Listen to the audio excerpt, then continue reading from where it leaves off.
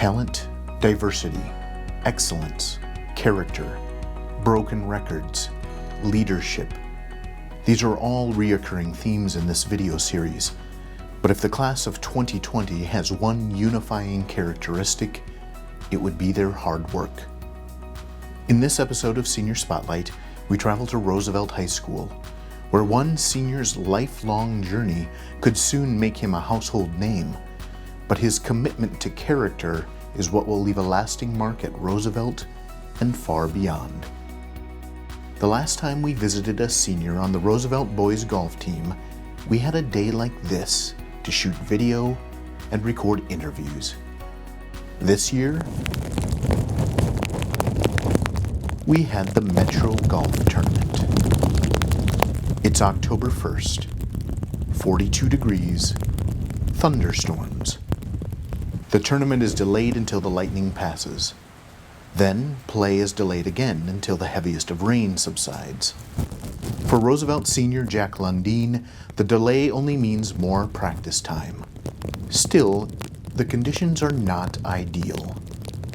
But with state golf just a few days away, this tournament must go on. That was a rough day, I think, for everyone. Between the rain, which felt like it could have been snow, the wind, the cold weather, it's one thing to compete in the cold, but I don't think a lot of people realize you have to be able to feel your hands when you are golfing. And it's not like if we were doing other sports out in cold weather where if you couldn't feel those things, it's okay, you just keep moving. You have to be able to feel your hands. And on top of that, you can't wear gloves because then you can't properly feel the club. And so you can't dress yourself for those elements. So it was just rough, a very challenging day. And you know, I was proud of the boys on how they played. To be honest, it was kind of miserable. I mean, it was really raining and it was really cold, and I had hand warmers in my pockets and pretty much as much clothes as I could still be able to swing. You got to play in them, I guess, because you never know what golf can bring you. I definitely do play in wind since it's South Dakota. It was definitely interesting. The rain and the cold probably get you the most just because it gets everything wet, and then being wet with the cold just makes it kind of miserable. The hardest thing mentally is the wind, just learning like how much wind there is, how it's going to affect the ball and stuff like that. And then with the rain, keeping everything dry. To be fair, if anyone is well equipped to tackle this or any challenge on the golf course, it's Jack. He's been playing for a long time.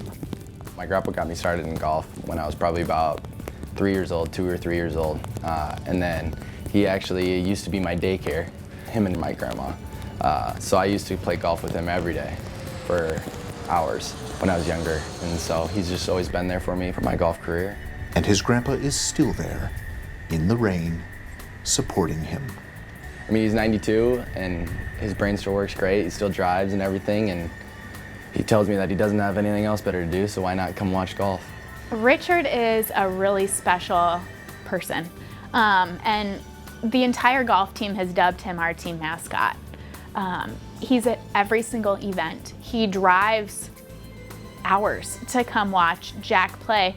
And people around the state know him because he is an excellent golfer in his own right, and then just his passion for the game and for watching Jack. And so that's really special, I think, that he's gotten to watch Jack develop as much as he has, because really it just started as a grandfather sharing a hobby with their grandson. And so to see something like that flourish in ways that I don't think he even would have anticipated when Jack was, 3-4 years old starting to play golf, I think has been really special for Richard. And when you're out on the course, he's there. He keeps every single person's score. So as a coach, I'll go up to Richard and say, "How's it going?" And he'll show me the scorecard. Everyone in that group, he knows, he's keeping track. He'll say to me, "I wish Jack would hit his driver on this hole, even if it's not the right club to use." And I'll say, "No, he shouldn't use that." And he says, "Well, he hits it so far, I just like to watch him hit it." So we've asked Richard multiple times if he'll be coming to watch us next year, because he won't have Jack, but we love having him there, and he's told us he probably will. So we'll be excited to see him back next year. It's an effort to hold on to some consistency, Because without Jack on the team, things won't be the same. I got hired as the JV coach when Jack was a 7th grader, his first year. So as long as Jack has been a part of Roosevelt Golf, so have I. So this was our 6th season together. It'll certainly be a loss. I've never had a team without him on it, so I'm probably gonna feel strange next year coaching. But on to bigger and better things. Moving on to bigger and better things is easier when you have the perfect platform to do it. Jack's mastery of the game from a young age paid off early for him.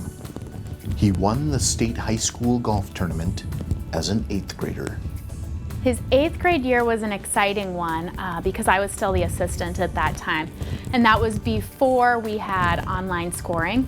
So in order to know how the competition was doing, you had to actually be watching. And so Roosevelt had not performed the best on day 1, and so we weren't competing with those top schools day 2. And so Jack came in with a great score, and we knew that he was in the lead, but there were still all these athletes to come in who, in all theory, should have probably won ahead of him. And so we got in a cart and we followed that group for 9 holes, and we would text his parents to see if he should be warming up, if he would have to go into a playoff, because he had probably 2 hours before he knew he had won. And he didn't have to go into a playoff. He won just outright. But it was pretty exciting to get to follow that last group knowing, oh my gosh, he really might win. He really might win. And I really don't know if an 8th grader has ever won golf before, but it was certainly, I think, unexpected. And we were super excited for him. So it was a fun time. I mean, obviously I wasn't expected to win. I was an 8th grader. I was just this little kid on the golf course out there competing, but it was good. It definitely boosted my confidence, and it probably put a little more pressure on me in the following years, and that's probably why I didn't place as well. But it was good. It was fun. That pressure has manifested itself over the last few years in different ways, both good and bad. It was the opening night of open house, and I visited with Jack and his dad, and I'd found out that he had won the state tournament as an 8th grader. What? You know, and so I have a huge interest in golf myself, so I took a real interest in Jack's golfing career, and would always, you know, question him, hey, how you playing, what do you play next, and how'd it go? As a fellow golfer, I can appreciate all he's accomplished, you know, especially with the success he had at such a young age. With success comes a lot of expectations and pressure, I would imagine. I never had to worry about that like he has, but he seemingly has handled it awful well. I think the part that's been the most fun is it's hard when you're in 7th or 8th grade to be the #1 golfer on a senior team, you know, filled with seniors or high schoolers. And so that always put a lot of pressure on him that he was okay with, but it's really been fun to watch him turn into the leader that he's turned into. Feeling comfortable with not only his own ability to play, but to lead his teammates is something that I really notice. Yes, his game has gotten better, but like you said, he came in as a good golfer. But what I've really seen in him is his ability to lead. He encourages everyone to practice as much as possible. Even in the off season, he calls people and they go out and play together. They help each other, they give each other drills to do, and he's a major component in that. And I think that he's really helped set the bar for our seniors next year as to what you need to do as a senior leader to really have a good team surrounding you. So watching him grow as a leader is really probably the most dramatic change, and a very positive one. I think he looks forward to it. It's a challenge, and just like as I had him in class, I think, you know, chemistry can be a challenging class, and he always seemed to want to step up and overcome any obstacle that he wasn't excelling at in my class, and I gotta believe that's the way he is on the golf course too. As a senior being looked at by multiple Division I schools for next year, there were new levels of stress this season. Very stressful. I mean, this year I knew I needed to play well to be noticed by these big colleges, and I did, which was good. And But no, it put a lot of pressure on me, and that's probably why I didn't play as well this year, just because I was stressed about going here, doing that, making a decision. But it was good. And once I finally went to Nebraska, I knew that was the right place for me, and that's when I kind of started to play better again and be confident with my game. He was sought out by several schools, and he went and visited several schools, and that was a high point of stress for him this season. I think he constantly had that in the back of his mind, that he wanted to perform well so that colleges would want him and he'd get better scholarships, and I think that was an extra level of stress on him for this season. And so when he went to Nebraska, he missed our tournament at Mitchell. He said, I'm gonna go down to Nebraska and look, and then I'm gonna make my decision. And he called me on the way home and he said, Coach, there's a lot of positives and not a lot of negatives. He just felt like that was the place. And in talking to him, I don't think he really felt that way about any of the other schools. Yes, there were pros. Yes, there were good things about going there, but nothing really just felt right. So Nebraska felt that way. And so I think they know they're getting a great person. I don't think they totally know how great of a person they're getting yet, but they'll understand it soon. So I'm excited for him and for Nebraska, because they're gaining someone special. Special because just like on the course, he leaves impressions with people in the classroom too. Outstanding. He's the kind that you hope all students would aspire to be. Pretty bright kid, but more important than that, he was very responsible and conscientious, and he always seemed to strive to do his best, asking questions if he didn't understand something or if he missed something, and just struck me as way more mature than what you would expect out of a kid that age. There's always some students, if you could hold up as a model to, hey, this is what you need to do if you want to be successful, and Jack was one of those. I'd say Jack is just a class act, if I had to just describe him. He's always kind to others, everyone. He reaches out to people, he says hello, he builds excellent relationships with students, with teachers, with just staff around the building. He's just a very nice, kind-hearted person. And then on top of that, he works hard. And so you have the kindness with the work ethic, and a kid like that isn't going to slip under the radar. Under the pressure of a championship win as an 8th grader, wrapping up his senior year, and playing his best game for Division I recruiters, Jack managed to set milestones this year, breaking records. We broke our school record this year, shooting a 282 6 under. Winning his 2nd state championship. Obviously, when you win something so big as an 8th grader, everyone thinks, oh, well, now he'll win through all of high school. And to win just once, and now he's done it twice, but to win just once is spectacular. So I certainly didn't put that pressure on him, but I know that he put that on himself naturally, because now you know you can do it.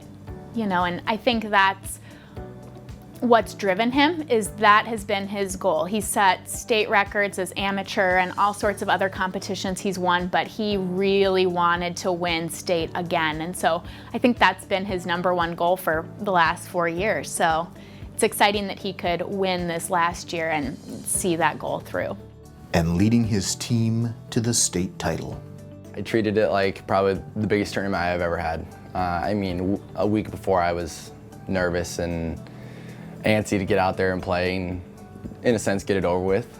But yeah, I definitely put a lot of pressure on myself to do well, and I'm glad it came out on top at the end. It's a big relief.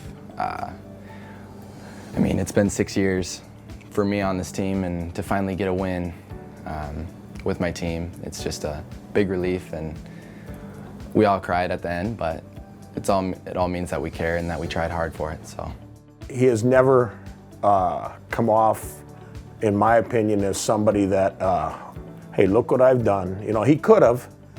He had such success at an early age. I've never seen that. I think he's a pretty humble guy, and I think he's handled the success that he's had very well. And I think winning that team championship was probably more important to him than the individual honor that he earned. Even though golf is an individual game, it is also a team game here in high school, and I think had he been someone that is a little more selfish and stuck on himself, that team championship might not have happened. It means so much when you can share the excitement of winning something with a whole group. It's so different than just being by yourself, because it's almost lonely if you win by yourself. You're happy for yourself, but sharing that excitement with your teammates, riding the bus home, going to all these events, is so much more fun when you're with a group of guys that you're best friends with and that you've worked so hard with. It just makes it that much sweeter. We're all dedicated. We all wanted this for each other, and to get it together and to get it my senior year means a lot. And to put another number on the banner in the gym just means a lot too. Jack's success is only outshined by his humility and gratitude, his pride in Roosevelt. Within days of Jack and his team receiving this recognition in front of the crowd at Howard Wood Field, Roosevelt High School would like to honor the Roosevelt boys golf team in winning the state AA golf championship earlier this month in Yankton. he was in the middle of this crowd of Roosevelt students celebrating the 2019 Boys Soccer Championship during his ad reel. All right, let's give these guys a standing ovation.